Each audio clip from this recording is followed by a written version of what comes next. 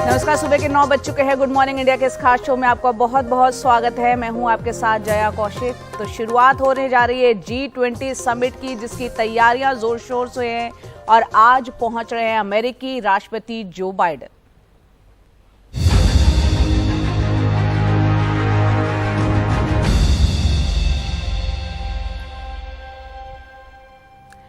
तो G20 के लिए मेहमानों का दिल्ली में पहुंचना शुरू हो चुका है। कुछ मेहमान पहुंच गए हैं, दूसरे मेहमानों के आने का सिलसिला आज शाम से शुरू हो जाएगा। अमेरिकी राष्ट्रपति जो बाइडेन आज शाम दिल्ली पहुंच रहे हैं।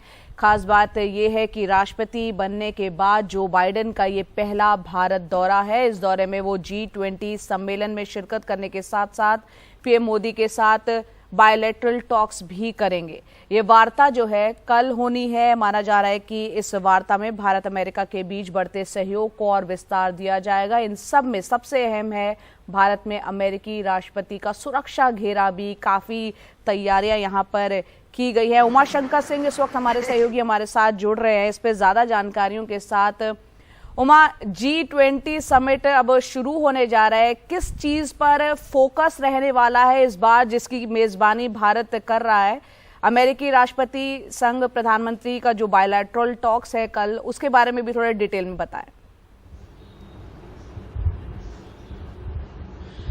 जी देखिए, अमेरिकी राष्ट्रपति जो बाइडेन जो हैं यहाँ पर G20 में हिस्सा लेने के लिए आ रहे हैं। साथ ही साथ द्विपक्षीय बातचीत भी होगी और यही वजह है कि वो समिट से 2 दिन पहले यहाँ पर आ रहे हैं। जहाँ तक बात है द्विपक्षीय संबंधों की, तो हाल ही में प्रधानमंत्री मोदी जब अमेरिका गए थे जून में, तो हमने देखा था कि किस तरह से वहाँ पर जो आपसी साझेदारी है उसको लेकर जो बात है वो और आगे ज्यादा बढ़ी। और उसके साथ साथ जो सेमीकंडक्टर है उसके उत्पादन को लेकर भी एक जो समझौता है, सहमति जो है वो बनी। तो अलग अलग जो क्षेत्र हैं उसमें भारत और अमेरिका की जो आपसी जो सहयोग है उसको लेकर दोनों देश लगातार आगे बढ़ रहे हैं। अभी जानकारी ये भी आई कि कुछ ऐसे उत्पादों पे जो भारत ने जिस पर टैक्स लगाया था, रेसिप्रोकल टैक्स था एक तरह से 2019 में, जब अमेरिका ने भारत के स्टील संबंधी कुछ जो उत्पाद है उस पर टैक्स बढ़ाया था, तो भारत ने ही बदले में कुछ टैक्स लगा दिया था। तो अब उन पर से टैक्स जो है उसको हटाया गया है। तो एक तरह से एक जेस्चर है भारत की तरफ से जो बाइडेन के भारत पहुंचने से पहले का, जो एक पर्सनल केमिस्ट्री दिखाते रहे हैं प्रधानमंत्री मोदी और अमेरिकी राष्ट्रपति जो बाइडेन। जाहिर सी बात है कि दिल्ली में जब द्विपक्षीय बातचीत होगी उस दौरान भी ये दिखेगा। और जो एक रुकावट के खासतौर पे जो टैक्सेशन का जो मुद्दा है जिसको लेकर दोनों देशों के बीच एक रुकावट की बात आती रही है, तो जाहिर सी बात है कि इसमें वो उस पर बात आगे बढ़ेगी। जहां तक G20 के मुद्दे की बात है तो भारत जो है लगातार डेवलपमेंटल एजेंडे को आगे बढ़ाता रहा है। बड़ी चुनौती है यूक्रेन रूस युद्ध को लेकर, क्योंकि G20 के जो देश हैं इस वजह से 2 खेमे में बटे नजर आते हैं। भारत क्योंकि इस बार अध्यक्षता कर रहा है, भारत के ऊपर ये जिम्मेदारी है कि कैसे सबको साथ लेकर चले। और लगातार कोशिश इस बात की हुई है कि एक आम सहमति बनाई जाए ताकि साझा बयान जो है वो जारी हो सके। तो देखना है कि किस तरीके से किस रूप में वो सामने आता है। जहां तक अमेरिकी राष्ट्रपति का सवाल है, तो जब उन्होंने उनकी तरफ से जब व्हाइट हाउस की तरफ से जब उनके भारत दौरे का ऐलान किया गया था तो उसमें साफ तौर पर कहा गया था कि जो प्रधानमंत्री मोदी की अध्यक्षता में जिस तरह से G20 का आयोजन हो रहा है, प्रधानमंत्री जिस तरह से उसको नेतृत्व दे रहे हैं, राष्ट्रपति जो बाइडेन इसकी सराहना करेंगे जब वो प्रधानमंत्री मोदी से मिलेंगे। तो इससे भी पता चलता है, इस बयान से भी पता चलता है कि भारत ने अब तक जिस तरह से नेतृत्व दिया है G20 के आयोजन को जिस तरह से किया है, जिस तरह से अलग अलग देश अलग अलग शहरों में ले जाकर इसकी जो बैठकें हैं वो 200 से ज्यादा बैठकें की है और एक ग्लोबल साउथ को जिस तरह से आवाज देने की कोशिश की है, तो इन सब बातों को लेकर जो बाइडेन के जो ख्यालात हैं वो काफी अहम हैं। और उन्होंने ये भी कहा है कि जब वो भारत में होंगे तो यूक्रेन के मुद्दे को भी उठाएंगे। तो यहीं पे आकर एक चुनौती खड़ी होती है भारत के सामने कि आखिरकार कैसे एक बीच का रास्ता निकाला जाए। तो चाहे वो द्विपक्षीय बातचीत हो या फिर G20 के एजेंडे की बातचीत हो, भारत की लगातार कोशिश है कि जो डेवलपमेंटल एजेंडा है उसको लेकर आगे बढ़ा जाए। जो आर्थिक मोर्चे पे जो चुनौतियां हैं दुनिया के सामने उसको लेकर आगे बढ़ा जाए और एक बीच का रास्ता निकाला जाए। तो सबको इंतजार है राष्ट्रपति जो बाइडेन का, जिनके यहाँ पर आने पर जो पूरा सिक्योरिटी प्रोटोकॉल है वो अपनी जगह पर है। तमाम तरह की सुरक्षा व्यवस्था लगाई गई है। 50 जो स्पेशल जो उनके सिक्योरिटी गार्ड्स है वो पहले से दिल्ली में मौजूद हैं और वो उनके काफिले के साथ चलेंगे। 20 जो उनकी गाड़ी है जो कि हर तरह के हमले को झेल सकने वाली गाड़ी है, उसमें वो यात्रा करेंगे। तो तमाम जो सुरक्षा के जो बंदोबस्ती है वो यहाँ पर की जा चुकी है और अमेरिकी राष्ट्रपति का यहाँ पर इंतजार किया जा रहा है। जया। शुक्रिया उमा, विस्तार से अमेरिकी राष्ट्रपति जो बाइडेन के भी इसमें शामिल होने पर रोशनी डालने के लिए कि किस तरह के यहाँ पर बायलैटरल टॉक्स भारत और अमेरिका के बीच में होने जा रही है और G20 समिट का पूरा मकसद क्या है, ये हमारे दर्शकों को बताने के लिए। और G20 शिखर सम्मेलन के लिए दिल्ली में जबरदस्त तैयारियां चल रही हैं। दिल्ली को बहुत ही खूबसूरती से सजाया गया है। दिल्ली की सभी अहम और ऐतिहासिक इमारतें रंग बिरंगी रोशनी से जगमगा रही हैं और दिल्ली की भव्यता और सुंदरता इस वक्त देखने लायक है। एयरपोर्ट से लेकर कुतुब मीनार, प्रगति मैदान, भारत मंडपम समेत दिल्ली के सभी इलाकों की खूबसूरती इस वक्त देखते ही बनती है। दिल्ली में कई जगहों पर दीवारों पर ग्राफिटी वर्क यानी कि कलाकारी भी उस पर की गई है। इनमें भारतीय संस्कृति की एक छाप भी दिखती है। दिल्ली की सभी अहम सड़कों पर खूबसूरत फाउंटेन, गमले, पेड़ पौधे यहाँ पर उनसे उसे सजाया गया है।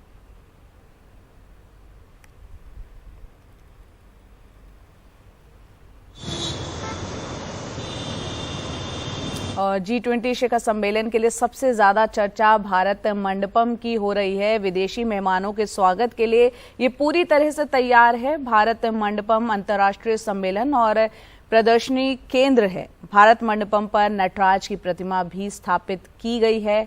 प्रधानमंत्री ने कहा है कि भारत मंडपम में स्थापित नटराज की प्रतिमा भारत की सदियों पुरानी कलात्मकता और परंपराओं के प्रमाण की साक्षी है। साथ ही उन्होंने कहा कि भव्य नटराज प्रतिमा हमारे समृद्ध इतिहास और संस्कृति के कई पहलुओं को जीवंत करती है।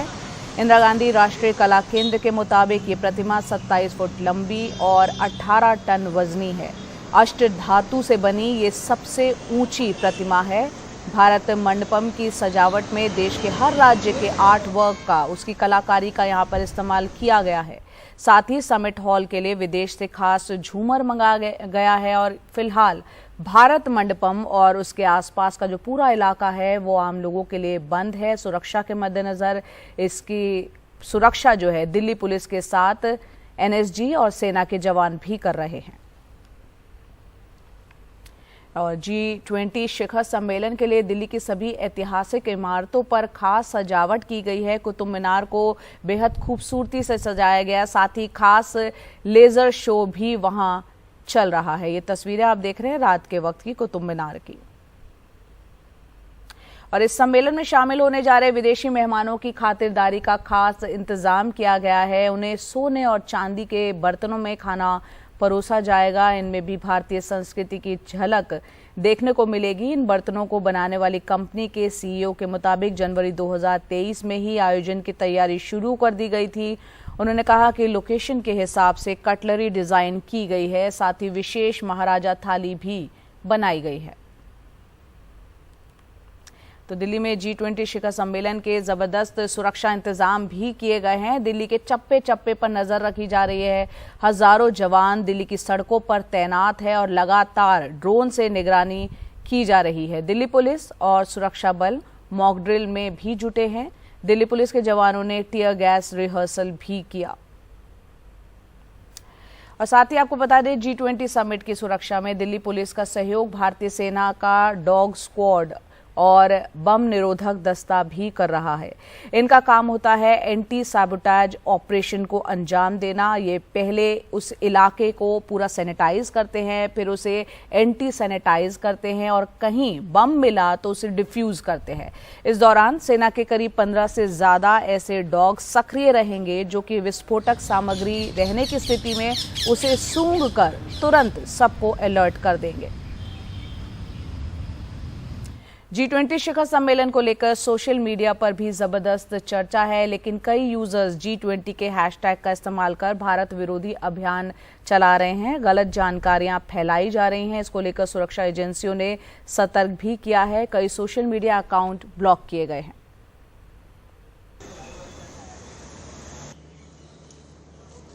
G20 के लिए सजी संवरी दिल्ली में एक एक कर मेहमान आ रहे हैं। सुरक्षा के प्रबंध पूरे हैं। इस सुरक्षा में साइबर सुरक्षा भी शामिल है। एजेंसियों को अंदेशा है कि चीन पाकिस्तान के सोशल मीडिया ट्रोलर ऐसी कोशिश कर सकते हैं। अभी भी सोशल मीडिया पर G20 बैठक को लेकर फेक न्यूज का अभियान जारी है। जानकारी के मुताबिक जो जानकारियां वायरल हो रही हैं, वो चीनी और पाकिस्तानियों द्वारा संचालित स्रोतों से आ रही हैं। कई प्लेटफॉर्म्स पर कश्मीर को लेकर गलत जानकारियां भी साझा की जा रही हैं।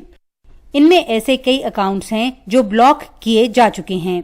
वैसे किसी साइबर हमले को लेकर भारतीय एजेंसियां पूरी तरह सतर्क हैं, क्योंकि साइबर स्पेस इतना फर्टाइल इकोसिस्टम है और उसका दुरुपयोग करके कहीं ना कहीं किसी ना किसी दिशा में आप आक्रमण कर सकते हैं। तो मुझे लगता है कि भारत को और साइबर रेडीनेस अडॉप्ट करनी पड़ेगी, अपनी साइबर सुरक्षा पर और ध्यान देना पड़ेगा, ताकि न केवल अपनी G20 प्रेसिडेंसीशिप में उसकी कोई दिक्कत ना आ सके, बल्कि साथ ही साथ ये भी इंश्योर कर सके कि भारत की जो साइबर प्रभुता और जो सिक्योरिटी संबंधी इंटरेस्ट हैं, उनका भी संरक्षण हो सके। इस तरह के साइबर हमले पहले भी G20 सम्मेलनों के दौरान हो चुके हैं। फरवरी 2011 में पेरिस G20 शिखर सम्मेलन के आसपास एक स्पीयर फिशिंग हमला हुआ, जिसमें वर्गीकृत G20 दस्तावेजों तक पहुंचने के उद्देश्य से फ्रांसीसी वित्त मंत्रालय के अधिकारियों को फिशिंग ईमेल और मैलवेयर अटैचमेंट भेजे गए थे। 2014 में ब्रिस्बेन में G20 बैठक में उपस्थित लोगों के निजी डेटा लीक हो गए थे। जून 2017 में हैम्बर्ग G20 शिखर सम्मेलन को हैकर्स ने निशाना बनाया था। इन सभी खतरों को देखते हुए भारत ने अपने सभी क्रिटिकल इंफ्रास्ट्रक्चर के आसपास अपने डिफेंस मैकेनिज्म जो हैं वो अलर्ट किए गए हैं। इनमें वो 30 होटल्स भी शामिल हैं जहां पर भारत के मेहमान रहने वाले हैं। वैसे जहां सम्मेलन हो रहा है उस इलाके में CERTIN ने घेराबंदी की हुई है और बाकी के इलाकों में दिल्ली पुलिस की साइबर सेल ने। पुलिस ने सभी होटल्स को खासकर काफी सख्त हिदायतें दी हुई हैं, जिसमें होटल से कहा गया है कि जीरो ट्रस्ट पॉलिसी के तहत ऑपरेट करें और अपने सिस्टम और वाईफाई कनेक्शन के ऊपर सख्त निगरानी रखें। नई दिल्ली से नीता शर्मा की रिपोर्ट।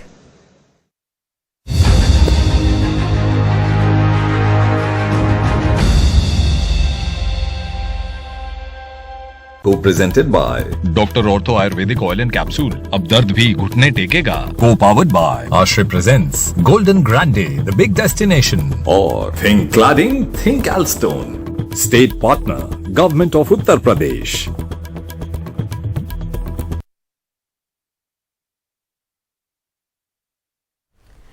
आसियान इंडिया समिट में शामिल होने के लिए पीएम मोदी इंडोनेशिया की राजधानी जकार्ता पहुंच चुके हैं, जहां सम्मेलन में प्रधानमंत्री मोदी ने कहा कि पिछले कुछ समय से भारत और आसियान के बीच सहयोग बढ़ा है और प्रगति के लिए नए संकल्प करने की जरूरत है। पीएम मोदी ने सम्मेलन में साफ किया कि भारत के लिए एक्ट ईस्ट नीति काफी मायने रखती है। प्रधानमंत्री कुछ देर में ईस्ट एशिया समिट में भी हिस्सा लेंगे। बैठक के बाद वो दिल्ली के लिए रवाना हो जाएंगे और शाम 7:15 बजे वो दिल्ली पहुंचेंगे। नीति का एक महत्वपूर्ण स्तंभ है, जो हमारे साझा मूल्य हैं वो हमें जोड़ते हैं। हमारी पार्टनरशिप हमने चौथे दशक में प्रवेश कर रही है। हमारी हिस्ट्री और ज्योग्राफी भारत और आसियान को जोड़ते हैं। साथ ही साझा वैल्यूज, क्षेत्रीय एकता, शांति, समृद्धि और मल्टीपोलर वर्ल्ड में साझा विश्वास भी हमें आपस में जोड़ता है। आज वैश्विक अनिश्चितताओं के माहौल में भी हर क्षेत्र में हमारे आपसी सहयोग में लगातार प्रगति हो रही है।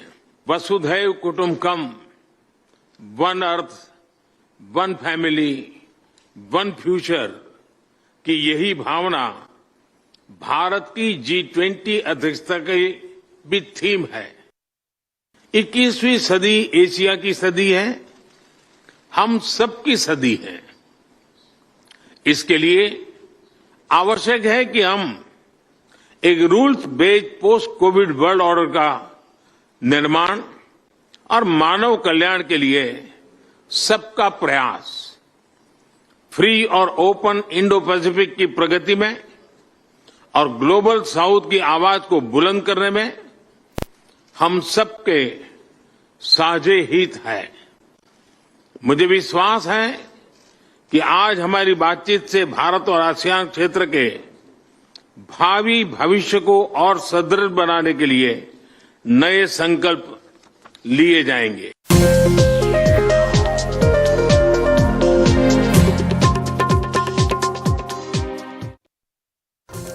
एक बयान को लेकर इन दिनों काफी चर्चा हो रही है, कह सकते हैं सियासी बवाल शुरू हो चुका है। हम बात कर रहे हैं तमिलनाडु के मुख्यमंत्री एमके स्टालिन के बेटे उदयनिधि स्टालिन की, जिन्होंने सनातन धर्म को लेकर एक बयान दिया है।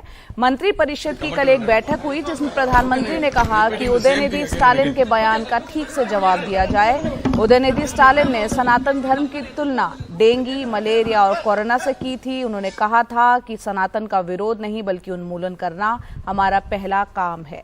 साथ ही पीएम ने इंडिया बनाम भारत को लेकर भी बयानबाजी से बचने की सलाह दी और प्रधानमंत्री ने कहा कि सभी मंत्री G20 शिखर सम्मेलन के वक्त दिल्ली में मौजूद रहें और वीआईपी संस्कृति से दूर रहें।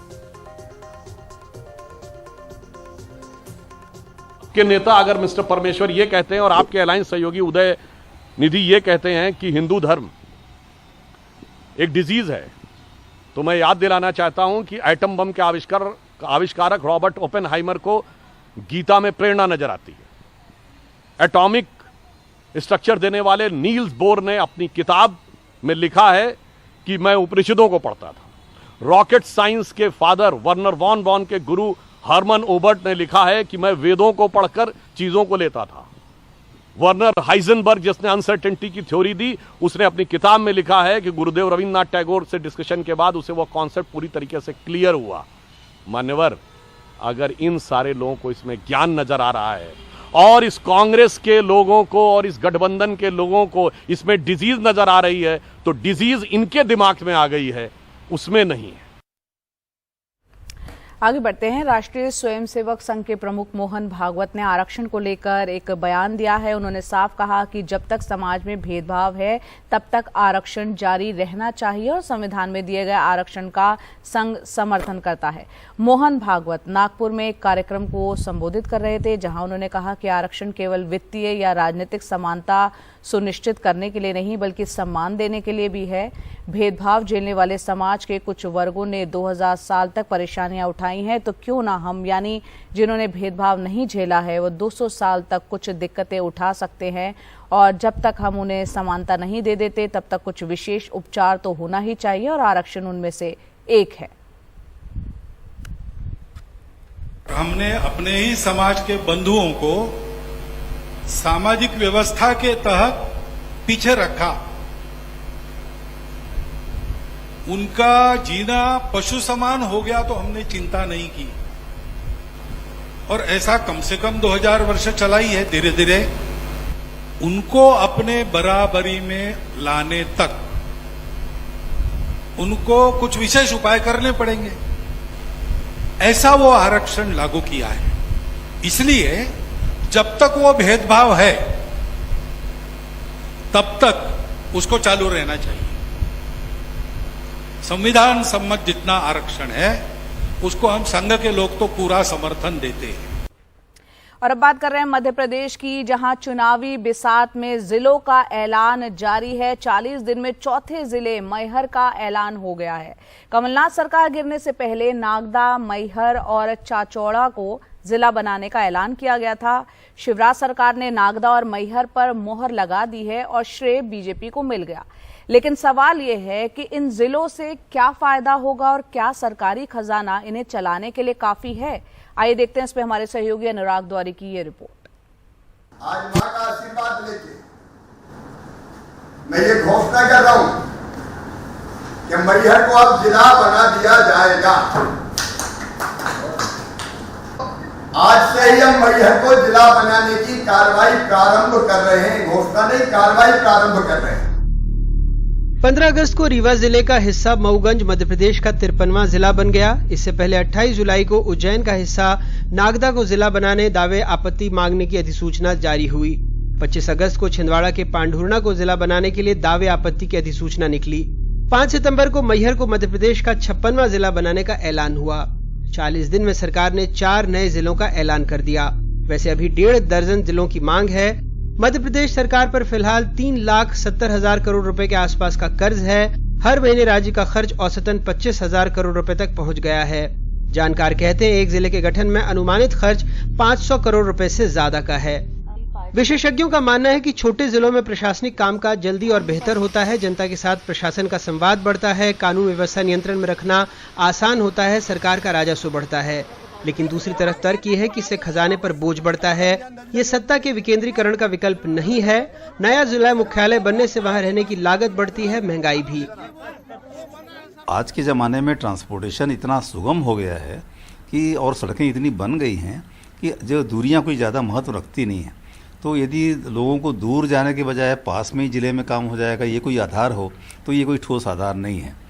ये मुझे तो लगता है कि ये इसके पीछे राजनीति ज़्यादा काम करती है। पहले छत्तीसगढ़ में 24 ब्लॉक, 20 ब्लॉक, 22 ब्लॉक के ज़िले होते थे। चलिए वो तो बहुत बड़े थे, मान लिया, इनमें अनमैनेजेबल थे, उनको आपने छोटा कर दिया। तो ऑलरेडी जो जिला 6 ब्लॉक का है उसको भी आप कम करके आप 3-3 ब्लॉक के 2 जिले बना रहे हैं। तो ये प्रशासनिक दृष्टि से कतई उचित नहीं है। जिले चुनावी बिसात पर बन रहे हैं। 2013 में सत्ता में आते ही बीजेपी ने 3 नए जिले बनाए। राज्य में 48 जिलों का गठन हो गया। 2008 में 2 नए जिले बने, कुल 50 जिले हो गए। 2013 में 1 नया जिला बना। 2023 में 4 नए जिलों का ऐलान हो गया। अर्थशास्त्री कहते हैं ये खजाने के लिए भी ठीक नहीं है। देखिए, जिले बनेंगे तो स्वाभाविक है नई नियुक्तियां करनी पड़ेगी, खर्चे होंगे, इंफ्रास्ट्रक्चर डेवलप करना पड़ेगा, ऑफिसेस खुलेंगे, सरकार पे बोझ तो आएगा। बट मेरा मानना है कि जिस तरह से पॉपुलेशन बढ़ रही है और तहसीलों पे भार है, आप काम देखें तहसीलों पे, पटवारी या तहसीलदार वगैरह हैं, उनका काफ़ी प्रेशर है, उनके ऊपर काम है। तो मुझे लगता है कहीं ना कहीं जनहित में ये लिया गया स्टेप भी हो सकता है और इलेक्शन को देखते हुए भी लिया हुआ स्टेप हो सकता है। जहाँ तक सरकार के ऊपर कर्ज का सवाल है तो मुझे लगता है कि ये तो कर्ज भविष्य में और बढ़ता जाएगा। मध्य प्रदेश के सरकारी खजाने पर वैसे भी भारी बोझ है। दूसरे प्रशासनिक आयोग का मानना था कि जो राज्यों का गठन है उससे मामूली रूप से सियासी लाभ होता है, लेकिन बड़ा आर्थिक नुकसान। वैसे भी 73वें और 74वें संवैधानिक संशोधन के बाद ये स्पष्ट हो गया है कि केंद्र और राज्य के बाद जो शासन की संरचना है उसमें पंचायत और जिला अहम इकाई हैं, तीसरी इकाई हैं। ऐसे में बेहतर होगा कि राज्यों का गठन सियासी समझदारी के आधार पर नहीं बल्कि आर्थिक समझदारी के आधार पर हो। भोपाल से अपने सहयोगी अमृतांशी और कैमरा पर्सन रिजवान खान के साथ अनुराग द्वारी, एनडीटीवी इंडिया। जन्माष्टमी के मौके पर महाराष्ट्र में दही हांडी की खूब धूम रहती है। मुंबई में सुबह से ही गोविंदाओं की टोली जुटनी शुरू हो चुकी है और दादर के छबीलदास रोड पर 50 साल से दही हांडी उत्सव मनाया जाता है। पहला मौका है कि महिला टोली को यहाँ पर पहला मौका दिया जाता है। यहाँ महिला गोविंदा पथक से बात की है हमारे सहयोगी सुनील सिंह ने।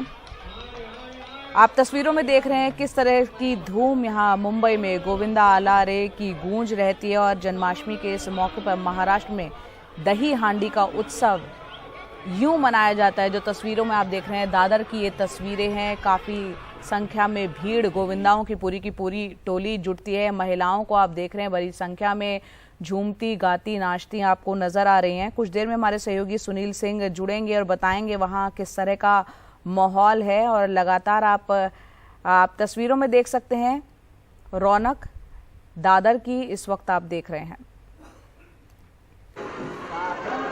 और दादर की अगर खास तौर से यहाँ पर बात की जाए तो यहाँ पर 50 साल से छबीलदास रोड पर दादर पर 50 साल से दही हांडी उत्सव मनाया जाता रहा है। और यहाँ पर जो पहला मौका दिया जाता है वो महिलाओं को, महिला टोली जो है गोविंदाओं की, उनको दही हांडी फोड़ने का ये मौका दिया जाता है। ये टोली जो है जगह जगह जाकर पिरामिड बनाकर काफ़ी ऊंचाई पर रखी जाती है। दही हांडी को फोड़ने की यहाँ पर कोशिश होती है। सुबह से ही यहाँ पर किस तरह की भीड़ है, नज़ारा है, वो आप तस्वीरों में देख रहे हैं। सुनील सिंह दादर में हमारे सहयोगी हमारे साथ मौजूद है। सुनील, किस तरह की रौनक है, थोड़ा तस्वीरों के जरिए बताएं। और सुरक्षा भी एक यहाँ पर मुद्दा रहता है क्योंकि पिरामिड बनता है इतना बड़ा, और सुरक्षा के लिहाज से क्या इंतजाम है वो भी बताएं। बिल्कुल, देखिए दही हंडी उत्सव का आज पूरे मुंबई और महाराष्ट्र में उत्साह है और आज दूसरे दिन पूरे मुंबई में दही हंडी यानी कि हंडी जो मटकी होती है वो दही से भरी होती है, उसे फोड़कर इसे मनाया जाता है। तो मैं इसमें दादर में हूँ, छबीलदास रोड पे, और यहाँ पर 50 साल से दही हंडी उत्सव इसी तरह मनाया जाता है। और पहला जो अधिकार होता है वो महिला गोविंदा पथक को होता है। अभी कुछ देर पहले ही तेजस्वनी और जॉली जो महिला पथक थे वो यहाँ पर उन्होंने इसको सलामी दी और मटकी फोड़ी कर 5 मानव पिरामिड बनाया और मटकी फोड़कर यहाँ से अभी वो जा चुके हैं। और अब जो है इंतजार हो रहा है दूसरी जो गोविंदा टोली आएगी उनके लिए। हम देख सकते हैं इस तरह से नीचे देखिए, सुरक्षा के तहत पे इस तरह से गद्दे बिछाए जाते हैं नीचे, जो कि हाईकोर्ट का ऑर्डर था। और ऊपर जो गोविंदा चढ़ता है, जो इसे गोविंदा कहते हैं, जो मटकी तक पहुंचते हैं, उनको हेलमेट पहनना बहुत जरूरी होता है और बेल्ट पहनना होता है ताकि सभी एक दूसरे को पकड़े रहें, कमर में पट्टा लगा के रखना होता है। अब देखिए इस तरह से मंडल बने हुए, ये श्री साईं दत्त मित्र मंडल है, 50 साल से आयोजन कर रहा है और इस तरह से ट्रॉफियाँ दी जाती हैं और इनाम दिया जाता है। जो इनाम है पूरे मुंबई, महाराष्ट्र और हम मीरा भाईंदर की बात करें नई मुंबई की, तो 5,000 से लेकर 51 लाख तक रुपए का इनाम रखा गया है। और ये तो एक पारंपरिक दही हंडी उत्सव है जो कि बिना किसी पार्टी से जुड़ा हुआ नहीं है। लेकिन अगर हम थोड़ा आगे आएंगे तो उधर देखिए राजनीति भी बहुत इस बार जोर पर है। उस तरफ पीछे देखिए बीजेपी का जो है कि एक पंडाल बना हुआ है, उस दूसरी तरफ शिवसेना का पंडाल बना हुआ है। तो इसी तरह के रंग मुंबई के वर्ली में मिलेगा, घाटकोपर में मिलेगा, कुर्ला में मिलेगा, ठाणे में जो है 3 बहुत बड़े बड़े आयोजन हैं, जिसमें से एक खुद सीएम जो मुख्यमंत्री एकनाथ शिंदे हैं उनके तरफ से आयोजित किया गया है। आनंद दिघे मित्र मंडल और मीरा रोड में है तो बड़े बड़े आयोजन, घाटकोपर में विधायक राम कदम करते हैं बीजेपी के जो हैं, तो बड़े बड़े आयोजन मुंबई में आज दिन भर किए जाते हैं और यही धूम और रौनक रहेगी। हालांकि बारिश है, बारिश ने थोड़ा सा रंग फीका कर दिया है देखने वालों का, लेकिन गोविंदा टोलियों का उत्साह वैसा ही बना हुआ है। बिल्कुल, बारिश दिख रही है, बावजूद उसके गोविंदाओं में जोश की कोई कमी नहीं है। बहुत बहुत शुक्रिया सुनील हमसे जुड़ने के लिए और ये तस्वीरें दिखाने के लिए। और वहीं जन्माष्टमी का त्योहार पूरे देश में धूमधाम से मनाया जा रहा है। भगवान श्री कृष्ण के मंदिरों में भक्तों का तांता लगा हुआ है। बड़ी संख्या में श्रद्धालु पूजा अर्चना दर्शन करने के लिए पहुंच रहे हैं और इस अवसर पर मंदिरों को लाइटों से सजाया गया है। दिल्ली, मथुरा, उज्जैन, मुंबई समेत कई शहरों में यहाँ पर आरती हो रही है। भक्त पहुंच रहे हैं, भक्ति में लीन नजर आ रहे हैं। और आप तस्वीरें इस वक्त देख रहे हैं उज्जैन की, जहां पर लोग जो है पूजा आरती कर रहे हैं। और ये भी आप नोएडा की तस्वीरें इस वक्त आप देख रहे हैं।